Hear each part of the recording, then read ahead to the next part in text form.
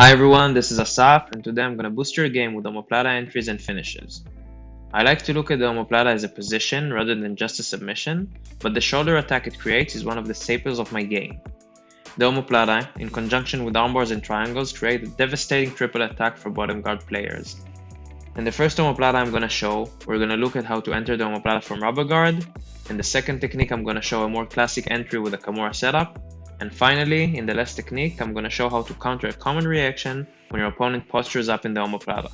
Let's get started with the rubber guard entry. In order to start entering the rubber guard, you first have to break your partner's posture. I do this by connecting my arms around his head, which brings his chin down to his chest and weakens his posture by breaking his spine's alignment. This makes it easy for me to break his posture by simply pulling with my knees. Once we're flat on the mat, I step one foot on my partner's hip, I bring the other leg's calf across my partner's neck, and I grab my own ankle with the opposite side arm. I then punch my arm under my partner's trapped elbow and extends my arm all the way through, hugging my own knee. Once my calf is secured with my second arm, I can start clearing the neck by pushing his head away with my forearm and then gripping my ankle again.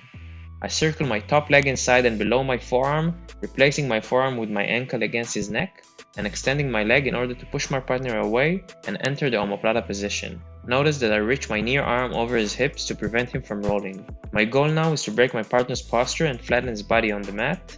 To do that, I scoot my hips sideways and pull his hips while keeping both of my legs straight in order to create a strong downward pressure on his shoulder, and I pinch my knees to prevent him from pulling his elbow out.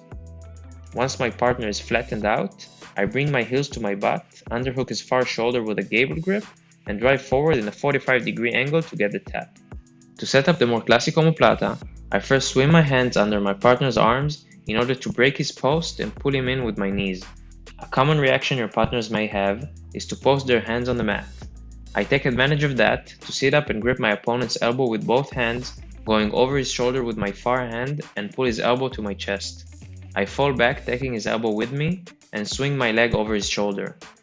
Once again, I'm looking to create strong downward pressure to prevent him from posturing up and allow me to reach over his hips, base, and pull my second leg from under him. This brings me to the same Omoplata position we saw in the first move. From here, I finish the Omoplata the exact same way I did before. For the final technique, I use the same setup to enter the Omoplata as before, but this time we'll deal with a partner who postures. This may happen if you don't keep your leg extended and heavy, or if you're sparring with this bigger, stronger partner. In this case, you can see that my leg is bent and not straight, which isn't effectively keeping my partner down. To deal with this, I pinch my knees and reach across my partner's back to hook his far arm at the elbow. I then rock my legs forward and bring him back down to the mat. I generally don't recommend closing a triangle with your legs when doing the Omoplata, but if you feel like a triangle keeps your knees pinched, then go for it. Thanks for watching, I hope you enjoyed the video. Let me know which technique you'd like to boost your game with next. Don't forget to subscribe and turn on notifications to get my videos first.